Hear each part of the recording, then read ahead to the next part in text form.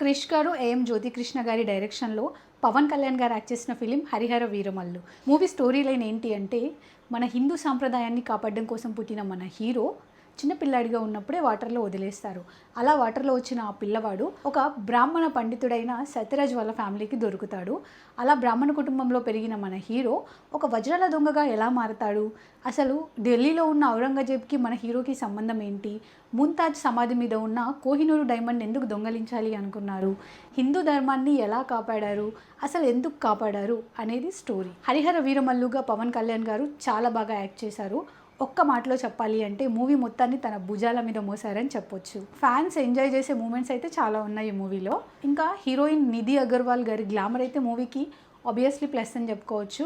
But ఒక చిన్న disappointment ఏంటి అంటే, నిధి గారి క్యారెక్టర్ పెద్ద ఇంపార్టెంట్ ఉన్న క్యారెక్టర్ అయితే కాదు. ఇంకా ఈ మూవీకి బ్యాక్ బోన్ అయితే ఎంఎం కీరవాణి గారు మూవీకి ప్రాణం పోశారు తన మ్యూజిక్తో.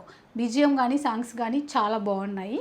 ఈ మూవీలో మనకి మంచి స్టోరీ ఉంది, యాక్షన్ ఉంది, కామెడీ ఉంది, హీరోకి మంచి ఎలివేషన్ సీన్స్ ఉన్నాయి, అంతకు మించి మంచి బీజిఎం ఉంది, అన్నీ ఉన్నాయి. బట్ మూవీలో సంథింగ్ ఏదో మిస్ అయ్యామన్న ఫీల్ వస్తుంది. మేబీ అది డైరెక్టర్స్ చేంజ్ అవ్వడం వల్ల అయి ఉండొచ్చు. ఈ మూవీ ఓవరాల్గా ఎలా ఉంటుంది అంటే, ఫస్ట్ స్టార్టింగ్లో హైప్ ఉంటుంది, మళ్ళీ లో అవుతుంది, మళ్ళీ హై అవుతుంది, మళ్ళీ లో అవుతుంది. మూవీ మొత్తం కూడా అలాంటి సీన్సే ఉంటాయి. ఓవరాల్గా మూవీ అయితే వాచబుల్ అనే చెప్తాను. Because only one reason, Pawan Kalyan గారు. పవన్ కళ్యాణ్ గారి కోసం అయితే అన్డౌటెడ్లీ ఈ మూవీ చూడొచ్చు.